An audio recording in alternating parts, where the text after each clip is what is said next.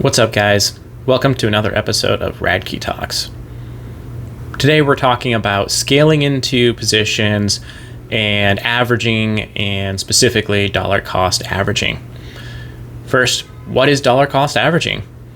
And what is scaling? So when we're talking about scaling, what we're talking about doing is a way of limiting our risk and hoping to lower our overall basis in a position.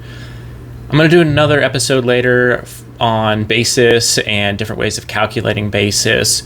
So for right now, basis is just the cost, the overall average cost for the positions that you're in. So if you have 10 shares of XYZ stock and you bought them all at $10 a share, then your basis would be $10 a share. That's what we're going to be using for basis for purpose of this episode. So when we're talking about dollar cost averaging, what we're talking about doing is setting in a fixed dollar amount into the market or into that position at a specific time. So it's not based off of what the price is at the time, it's based off of time. So for example, if you had $10,000 and you wanted to enter into the market, you could do what's called a lump sum purchase, where you just buy 10,000 shares of XYZ. Your basis is going to be the number of shares you get and the overall cost of $10,000. So $10,000 divided by the number of shares, and there it is. It's literally going to be the market price of what you paid for that specific purchase.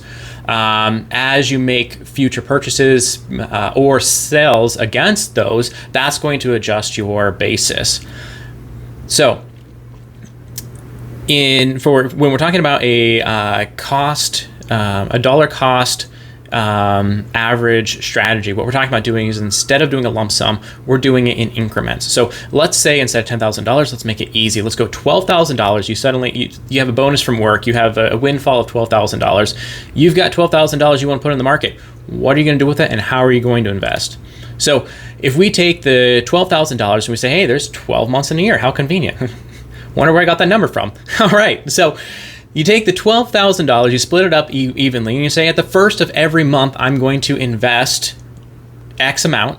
And so let's just make it easy. Let's say you got the $12,000. Every month, on the first of the month, I'm going to invest $1,000 into XYZ stock. And to make it even easier, let's stop using XYZ stock. Let's take a look at Apple. Let's look at the last 12 months of Apple, the last year, and see how this would have played out if we had $12,000 a year ago to play with, and we decided to do a dollar cost averaging to enter into our position in Apple, and what that would look like. So let's go ahead and pull up a trading view over here, and we can go through. So when we look at Apple, we go back a year ago. Let's go back to last September 2021. You can see that the price was approximately 141. You know what? I'm not even going to count the cents in here. We're just going to do the dollar number because this is hypothetical anyway. So September, you can see that it was 141. You're anticipating this bonus. You're thinking, all right, let's go ahead and start investing in, let's say, November. You look at October, and you see it goes up to 149. And you're like, all right, well, I wish I'd invested in 141 because I'd have a $8 profit each share right now. But that's cool. You go ahead and you look at November. All right, looks like it's 164. And now you're really kicking yourself for not buying at 141 because you'd be selling right now, because traditional wisdom says buy low, sell high. So what we do here, though, is we now got our bonus. We're now putting it in. We're going to do $1,000 a month starting here in November. So the first month here, and we're going to call it 164 is what the price is. We're putting $1,000 in. This is November 1st, and that'll give us approximately 6.1 shares. Yes, some platforms do let you do fractional shares. There's a lot more fees involved with that, so I don't actually recommend doing that. This is just so that you can see the numerical values of how this all plays out with averaging. Realistically, you'd probably be doing 6 shares because depending on the platform, it might not even let you do fractional, so you'd just be doing 6 shares. All right, so November, we went in 164, and our cost basis for that is 164. And we have 6.1 shares. All right, December, we come over to December. and the price has gone up to 177. This is great. We now have made money on those previous shares if we were to sell them now, but instead we're still slowly scaling into the market here. We're doing the dollar cost averaging. So we're putting in another $1,000 here. That's going to buy us another 5.65 shares. Notice it's the same amount of money going in, but we're buying less because the price is going up. It holds true in the inverse as well. If the price goes down, then we're going to be able to buy more shares. That's the whole idea of averaging. So coming over to January, and we can see that it's now 174. So it's actually less than what we were just at. And this is going to buy us 5.75 shares. See, we're now buying more than the previous month, but we're still buying less than 2 months back. Coming over to February, and you'll see it goes up to 165. And this is only going to buy us 6.6 shares. March, 174. That's 5.75 shares. April, that's 157, which is going to be 6.37 shares.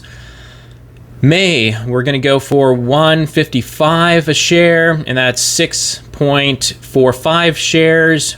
June, it's dropping big. It's down to 136, and that's going to get us 7.35 shares. That's the most shares per $1,000 that we're seeing so far. So each one of these purchases is adjusting our basis, our overall basis, the average cost of these shares. Down to July, it's at 162. That's going to get us 6.17 shares. August is 157. That's going to be 6.37 shares. Coming on over to September, we're almost getting to the end. September, which is a great month, by the way. If you don't know why, I'll let you know. September, 138 per share, and that's going to buy us 7.25 shares. And now October is our final purchase. We have now spent our entire bonus, and we bought it at 155 a share, and we got 6.45 shares. This gives us a total of 75.72 shares, which we spent $12,000 on.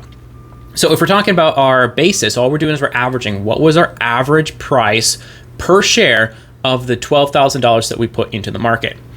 So current price, so the average price would end up being it's just simple math, just simple dividing. There's nothing's been taken out, nothing's been resold, nothing's been repurchased. It's just these shares that we're talking about. So our average price ends up being 158.48 per share. Current price right now, as you can see, is 155-ish. So that means that we are at a loss of a little over $3 per share on our 75.72 shares. This gives us an overall loss of $263.93. So let's call it $264 that we're currently losing. Now, we haven't lost it unless we've actually sold these shares, and we don't have a realized loss yet. It's an unrealized loss of $264. This would be compared to if we had just taken the $12,000 back in last November and threw it all into the market at 164.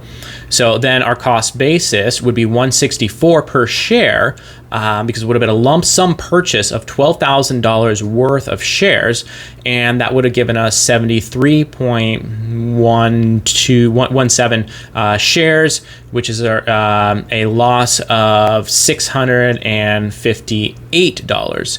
So as you see, we actually were able to reduce our loss and reduce our risk by doing a dollar cost average as in order to enter in and scale into this position. We saved ourselves $400-ish by using this method. Now, if we had just gone back the last 6 months, let's take a look at that real quick. So if we're just talking about from May through October, you can rewind the video to see those exact points, but we're talking about these price points here, where it goes from 155, 136, 162, 157, 138, 155.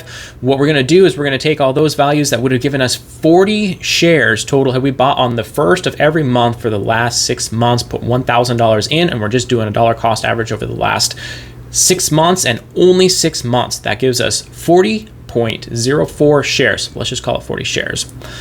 And we put $6,000 into it. So again, our cost basis is just this simple mathematical. You have $6,000 and you divide it by 40, and you'll see that equals $149 per share. So with $149 per share, what that means is it is actually less than what the current price is, because the current price again is $155. So we're actually making money now. Cost base is $149.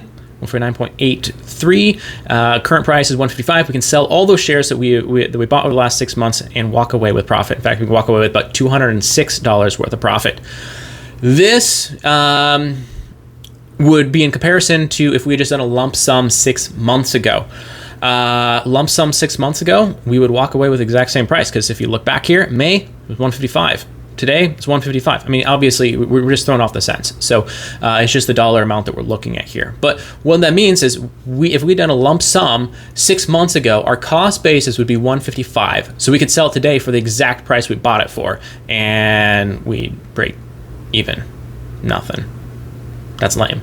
All right, but had we done a dollar cost average over the last 6 months, we would be making and walking away with a profit of $206.95. So as you can see, there's power in this strategy.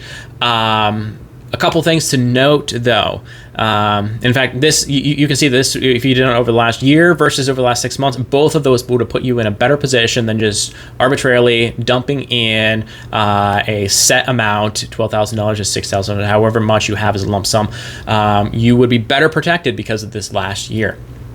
Now, there's a couple of things to note about that. Why this last year worked so well for this is because dollar cost averaging works well in a down market. It doesn't work as well in an up market. Traditionally, most of the time, the market trends upward. Or if you look at historical trends, go back the last almost 100 years, you'll see that it is almost always going up. In fact, look at the value of certain things from 100 years ago. If you can even find something from 100 years ago, find that and find what it is today, and you'll see this is a substantial increase, even though there has been several times that it has even gone down during that time. This is just because the market tends to trend upward. Right now, we're in a down market. We have been most of this year. And so that's where this principle really comes in. So if you buy as the market's coming down, and you're trying to buy at the lowest point, but you're never going to hit the lowest point. That's just not possible. I mean, theoretically, sure. Go ahead. It might happen once in a while, but it's not something you can plan for. So what you do is you're buying into the interval that you think might be the lowest point, and then you're selling at the interval you think will be the highest point, and then you're rebuying at the point where you think is going to be the lowest point, and you keep playing that over and over and over again. That's the traditional, conventional wisdom on stocks. That's where this strategy comes in help, especially in the down market, because you buy in, it's coming down, you buy in, cool.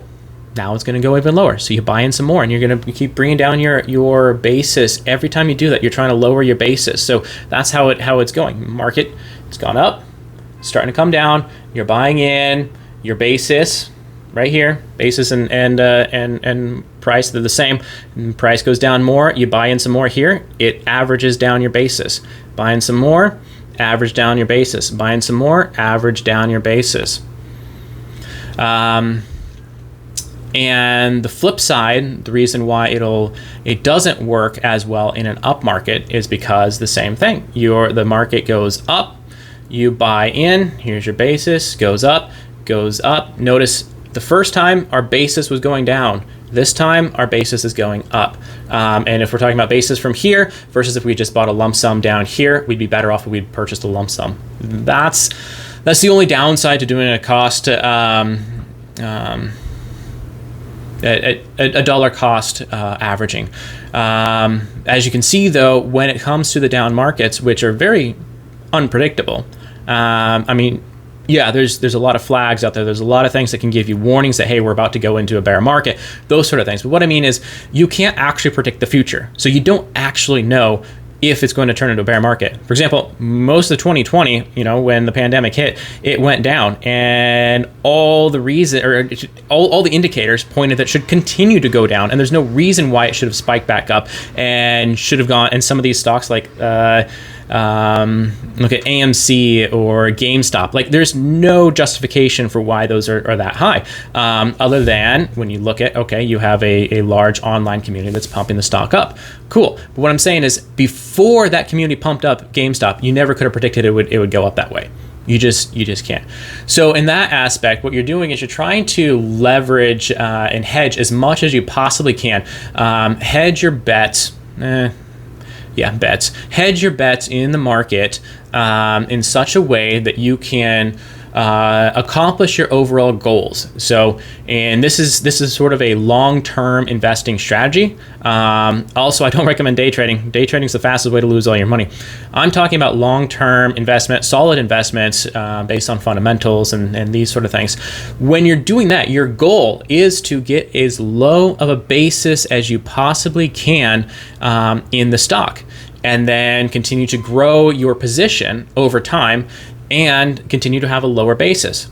Several reasons why you want to do this. One is, when you sell, you make the most money. There's other ways of scaling into positions as well. It's not just dollar cost average. In fact, some other ones, instead of using a fixed dollar amount, we're talking about using a fixed share amount, or increasing that share amount as you go as well, or buying the dip. I'm sure a lot of you have heard buying the dip, but one of the problems with buying the dip, as everyone here probably already knows, is, all right, cool, it dipped 10%, because that's usually what people go with. It dips 10%, you go ahead and you buy in. Great. What happens when it dips another 85%? Well, you can't predict it. Again, you really can't predict, how far down it's going to go. You can look at indicators. You can get a good guess or a good estimate. You can get a good feel on the market and start to really feel and understand these individual stocks or indexes, how they tend to move. But no one can really predict tomorrow morning it is going to be X. You just can't, unless you're insider trading, in which case, good luck to you. And that's probably a legal service I'm not going to be able to help you out much with. All right. So another strategy you can employ is, as a stock goes down, especially when you look back at 2020, for example, and this is one of the things I did do with Royal Caribbean.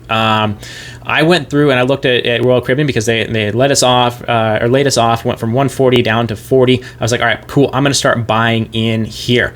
And what I did is I just set different markers. I said, all right, so if 40 is going to be my initial point, I'm new to this. I got to figure out how this works, even just how to even place the trade to begin with, because I had taken a break for several years, and since then they had all sorts of new platforms that made it really easy to place these trades. So at the time I was using Robinhood. It's a great beginning platform. You're going to want to move on to something more advanced like TD Ameritrade, Thinkorswim, if you stay in this game for long, just because you see everything you actually need to see about a stock, a ticker, right there at your fingertips when you go to make the trade. So what I did with Royal Caribbean was, it was like $40 a share. I said, bam, I'm going to buy a few here. Then what I'm going to do is, as it goes lower, because if I buy a fixed number of shares, if I buy 5 shares here, I buy 1 share here, and I buy 1 share here, well, my average is here. If I buy another one down here, it goes down there. So I wanted to lower this difference. So I said, all right, if I buy 1 share here, I'm going to buy 10 shares here, because that's going to go, it's going to bring it down. The cost basis down even more. And then if I bought 10 here, then I'm going to buy 100 when it's down here, because that's going to lower that cost basis even faster. So that's what I did. And I chose a number that basically would double the amount of shares that I bought as it fell to a new point. There's certain psychological numbers out there as well. So certain things with like even numbers, or numbers evenly divisible by 5, where market tends to hit different things. Just look at, I'll go into more detail on like the Fibonacci, on and even how to like chart all these things out. I recommend using TradingView. It's a great tool, has lots of tools on there that can help you look at these stocks and analyze these stocks and things like that. And even, again, Thinkorswim has a lot of those built in as well, which is pretty cool. I'll walk you guys through all of that, but that's in a later episode. Back to sorry, I get distracted sometimes when I talk. So back to what I was doing with Royal Caribbean is basically, all right, at 40, I'm going to buy in. At 38, I'm going to double the amount of shares. At 35, I'm going to double that amount. At 30, I'm going to double that amount. And I just kept going down, down, down, down until I want to say the bottom price was 20, maybe a little less than 20, but brought my overall average down to somewhere between 20 and 24. And so, yeah, I knew it was a bet. Like the market could have just gone and the company could have gone under completely, would have lost all those shares. But I figured I'd already lost my job, so what do I have to lose, right? So that's what I did there. And then it ended up paying off big time because my basis had been lowered so much. So that's that's another strategy of how you can scale into a position where you scale in based off of a set price that you're looking at. You say, if it ever dips down to here, I'm going to go ahead and purchase X number. Most of the platforms have a wonderful way of doing this. You can do it with what's called a limit order buy. So you can go on there and say, I am willing to buy, let's say Royal Caribbean, I'm willing to buy 100 shares of Royal Caribbean at $35. And you place that order. If it's too extreme out there, it's going to be rejected. But if it's not that extreme, if it's something that it could reasonably hit down to, so these would be things you want to do with stocks and tickers that you're already watching, because you know the direction they're going. You know what's not too far out there, not too unreasonable. So you can click that on, and you can do even the good to close, good extended hours, good till I close type of a order. As long as you're doing a limit price, then these platforms are not going to execute it unless you hit that number. So they're basically going to go out in the market and say, hey, here's a bid. So I want to buy them for $35 a share. And if no one is willing to sell them for $35 a share, then you're not going to be buying them. But as soon as someone out there in the market is willing to sell that many for that price, then it goes ahead and executes. So that's one of the ways of practically implementing something, a strategy along those lines. As well as for the first method we talked about was dollar cost averaging. You can also set that up with a lot of these platforms. Basically, you go in there and you just have a recurring investment. And a lot of these platforms allow you to do a recurring investment where you're pulling from your bank account and dropping it in. So that's just dropping into the account. And then you can do a recurring investment where you're buying a fixed dollar amount of shares every month on a specific date. I want to emphasize that scaling into positions is extremely advantageous if you're buying for the first time or if you're re-entering a position. These are the times when it's the most critical to scale into a position. Even in the case where you're in an up market and you end up with a higher basis than if you just done a lump sum, you still protect your assets, and that would be an indication the market is still going up and still trending, which means that you're still in profit. So it is a way of adding protection. In fact, I would go as far as to say it is a guaranteed protection. What I mean by that is, say you buy into these stocks at let's just take Apple again, for example. So Apple currently is at 155. Let's say that you started this back when it was 141 and it is now 155. And the market has gone up, down, up, down, up, down, up, down. But again, your average is the average as it went up and down, up and down, up and down. So your average is somewhere in between that 140 position and the 155 position. So that's if the market had done this and gone up. So your average will be somewhere in between here, as opposed to here to here. That's the maximum gain. True. But again, we're not going to get the maximum gain. And investing, you should never only settle for the maximum gain. So what you've done is you protected yourself off of the possibility of it going this way. Because if it went this way, what you would have done is you would have had this much loss. Instead, by doing the averaging, you're here to here. That is your loss. You've just capped your loss in half. And the trade side is you just didn't make as much profit, but you still made profit in the up market. You protected yourself in the down market. So these are some of the ways to scale into positions that help protect your assets and help protect you both in a down market as well as an up market. Take it if you will. That's fine. You don't have to take the advice. It's not advice. rephrase that. This is not advice. This is not financial advice. I'm just literally talking about different ideas out here. And trying to help explain these ideas, then hopefully it can help someone else out there. So these are things that I've learned. And if you found it helpful, go ahead and hit that subscribe button. You'll be the first to know when I drop my next episode. I'm going to continue on with several topics in the market before we move into some other life things as well. There might be a couple one-offs here and there. Also, if there's something you want me to explain more in this video, go ahead and drop a comment or DM me, and I will break down any concept or topic that you want me to. I've learned a lot. I love breaking down these topics to help other people. Or if there's a different topic out there you want me to talk about completely unrelated to this or completely unrelated to anything that I've talked about so far, go ahead and hit me up, and I'll be happy to do an entire episode on it. And be sure to hit the subscribe button.